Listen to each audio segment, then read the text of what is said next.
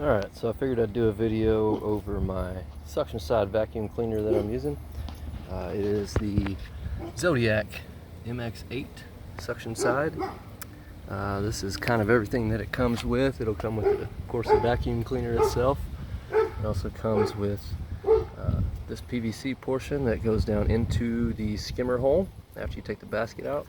It's got an adjustment right here from 1 to 5. Depending on how much suction you want to come through. See, 1, 2, 3, 4, 5. I have it set up on the highest rating right now. So that part goes down in your hole of your skimmer, and that's where your hose will hook up. It comes, I'll show you the inside of it real quick. Push that yellow button and this flips up. I've had it for almost a year now, so the little flappers in here are not quite as white as they were when they were brand new, but basically that turns around. It spins these turbines on the underside, which also have little scuppers on them that kind of clean algae off the walls and everything like that as it climbs. The hose that clicks down on there. The hose itself comes in sections. This is the piece that connects to the vacuum cleaner itself. Has a little float on there so it kind of stays upright. But it has little connectors on there that hook on, and so it slides on, and then turn it, and it locks into place like so. And then each section is about 3 feet long, and so it comes with about 30 feet worth of hose. I know this because I have a 30-foot by 18-foot wide pool, and it doesn't quite reach. I have 2 skimmers. I have one there, I have one over on the other side, and it doesn't quite reach when it's plugged into this skimmer all the way to the end of the pool. I probably need about 1 or 2 more sections of hose, but you can buy those separately on Amazon or through Zodiac themselves. So I'll probably be getting a couple more sections of hose just so I won't have to move from that skimmer to this skimmer just to get all the corners of the pool. I'll show you a little before shot. It's just kind of starting to rain, so the light isn't my best friend right now, but do have some stuff along the bottom of my pool from the palm trees that are kind of blooming here recently and dropping their seeds down in the bottom. But I will show you how this PVC portion goes into the skimmer. Obviously, you'll pull your skimmer basket out, and then this portion down here is kind of flexible, but it also allows for a airtight fit whenever it slides down in that hole. So that will go down in there and push it down as far as you can. I kind of leave that portion where the hose fits up facing outward toward the skimmer hole, and then I'll get the hose all connected up, show you how it hooks up on there, and then also show you how you kind of set your pump and your skimmers back at the pump to make it work, because you basically have to turn off your main drain, and for me, if you have 2 skimmers, you turn off that skimmer completely, so all your power and all your suction is coming from this one skimmer, and that creates enough suction for the vacuum to turn those turbines and suck everything up. It goes straight back to the pump and collects in the pump basket, and then it just kind of runs on its own, kind of randomly, much like a Roomba vacuum. It doesn't have any set patterns or anything like that, so you will drive yourself crazy if you sit out here and watch it, because you'll see a big clump of dirt or something, and it's like it'll wheel right up to it like it's about to suck it up, and then it'll turn and spin circles and then go the other direction. But it will eventually get it. I usually plug it in late afternoon if I'm going to run it, and just let it run all night until the pump turns off, and it generally gets everything off the bottom of the pool and the sides of the pool. It will climb all the way up the side of the pool to the tile, and once it gets to the tile, it senses, I guess, whenever air starts coming through, and it will turn around and go right back down the tile, and it'll also go side to side horizontally along the walls as well. So it gets a good cleaning of the pool. Like I said, depending on how bad it is, I usually run it maybe once a week, twice a week if it really needs it. You definitely want to do that a day or two after you shock the pool, just because the more chlorine that you're going to have in that water is going to kind of wear out those parts in the middle. Those flappers will get kind of brittle after a while, and you can buy those parts separately from your local pool store generally, if they're a Zodiac dealer, and replace those parts. Sometimes they'll replace them for you. Like I said, I've had mine about a year, so I'm not quite at the point where I need to replace those parts just yet, but I probably will soon enough. But you definitely want to time that out from when you're shocking your pool. You don't want to shock your pool and then put the vacuum in there, because that chlorine will wear those pieces out. So got my piece down in the skimmer. I'm going to connect all the hose together, and then I'll show you what to do from there. Okay, so a little side note here.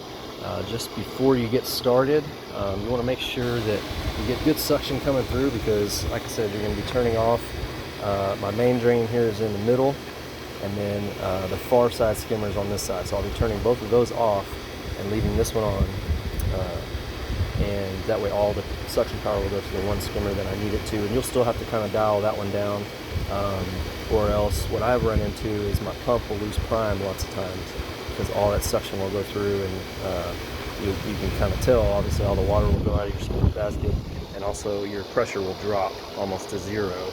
And when that happens, your vacuum will not be moving, it will not be sucking, it won't be doing anything. So you do kind of have to play with the dials a little bit till you get it where it's getting good suction, where you still have pressure coming through, and where your pump doesn't lose prime. So I'm going to get it all plugged in here in a second, and then I'll come back here and mess with the valves. Okay, so I've got the hose all connected. Like I said, each section connects, just a twist and turn in those little holes, and then it will connect upon itself. You want to make sure you get those good and tight so you don't get any air in your hose. That's a main problem. If you're not getting any suction to your vacuum, you might have air in your hose. One way to get all the air out of your hose and make sure it doesn't have any air in it is you go find one of your jets that has obviously water blowing out of it, and I just put the hose right up to it to fill the hose completely full of water.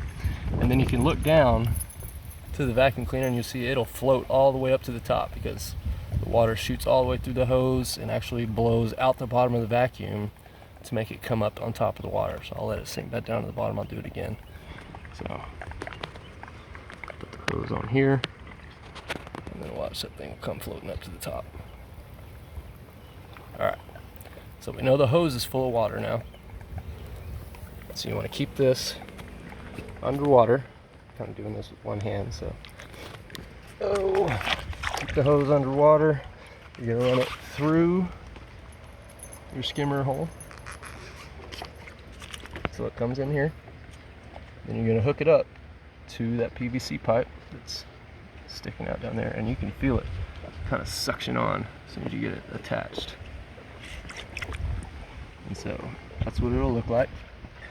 Run through the wall, and so you can actually put your skimmer cap back on, so if you're walking you don't accidentally trip in that.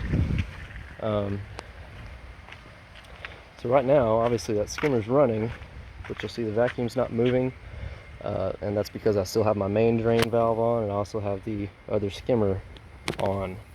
And so as soon as I turn those valves and turn those off, all the power will go to that far skimmer, and then we'll start seeing this vacuum turn. Okay, so I'm back at the pump. This main drain is right here in the center, so I'm going to go ahead and crank it off and just kind of wait for a second and let the pump basket kind of settle, because you'll know all that suction is coming through. You also want to make sure your pump basket lid is on tight, because any air that gets in there is going to make it lose prime. You'll see it kind of loses a little bit of pressure right there at first. It will build back up, and so your gauge will start doing this, kind of fluctuating, pulsing. Like I said, it will even back out. You just kind of got to watch it, play with it a little bit, turn it off, turn the valve slowly, so it kind of has time to catch its breath, so to speak, and then it will fill back up.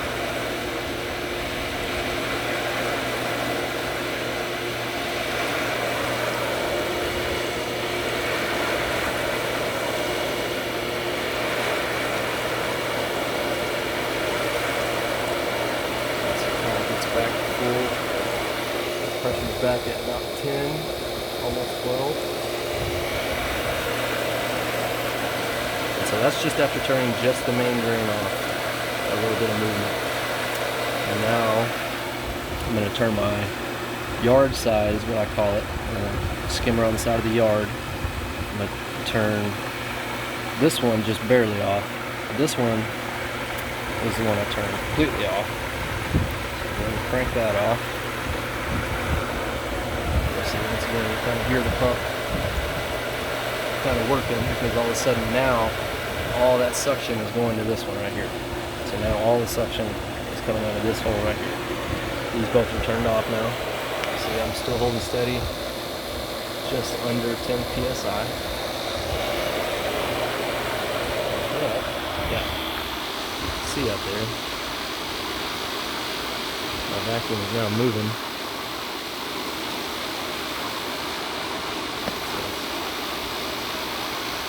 I always stay back here a little bit and watch it, because it never fails. I'll get out there and start looking at it, and then my pump will lose prime for some reason. I'll have to come back here and start messing with the valves. A good way to kind of pre-plan for this is to make sure that your impeller is clear of any debris. I just did that earlier today, where you actually take the pump basket out. I reach in there, go about elbow deep, and you'll feel that impeller. You can kind of clean it out with your finger if any grass or branches or anything like that get in there. That's a good way to make sure you get full suction coming through. Also, like I said, the pump basket being completely tight, and any other O-rings or thread, anything like that you're going to want to make sure is tight and airtight. So we're sitting at about 10 psi right now. Let's go out to the pool and see how the vacuum is moving. Alright, so you'll see the vacuum is moving along. You can even see the trail behind it, how dirty my pool has been. It's been almost a week since I've run it, and we've had a lot of rain, stuff like that, so I got a lot of pollen and dirt and everything like that. I do kind of brush the pool obviously first, getting the algae off the walls that I can. You'll see it'll kind of turn and spin circles. And there's a little yellow mark on one of the wheels that you can see through the water, and that's how you can kind of tell how fast it's moving. You want to time that wheel, and I think the instructions say something about like 2 revolutions per 30 seconds or something like that, or that seems kind of slow, but you'll see that yellow mark on there moving, and that's how you can kind of tell if it's moving fast enough or not fast enough. You'll see, I'll leave it on here for a second. You can kind of see how it picks up everything, all those palm leaf seeds. And then you can probably see the turbines swirling underneath there. But I've been very impressed with it. It's worked really well for me. It sure saves my back from doing manual vacuuming by just plugging in a hose to the skimmer and then using the pole. You can just plug this thing in, like I said, let it run all night, and in the morning you'll wake up to a nice clean pool. Take it out, take it all apart, clean it out, and you're good to go. So highly suggest this little vacuum cleaner. It runs about $500 or $600 depending on where you're getting it at. You know, if you're like me and you don't have a dedicated vacuum line, and you're looking for a suction side vacuum cleaner, Zodiac MX-8 is the model that I'm using here. And hope you enjoyed it. Thanks.